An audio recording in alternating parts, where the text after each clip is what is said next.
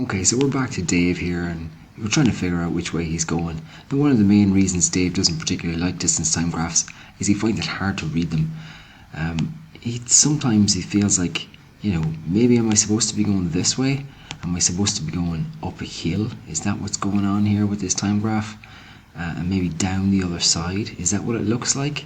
That's kind of what it looks like, but that's not the situation with distance time graphs at all. In fact, if that's how you think about distance time graphs, you're thinking about this the completely wrong way. So the first thing to notice is that we've got distance in kilometers on the y-axis, or the vertical axis, and time is sitting on the x-axis. So time isn't a dimension of space that we can think about. So that means that Dave isn't going to the right here at all. He's actually only going this way. Now, sometimes that's not too obvious to see, especially when you're looking at a distance time graph, but that's the way you need to look at it. You need to look vertically.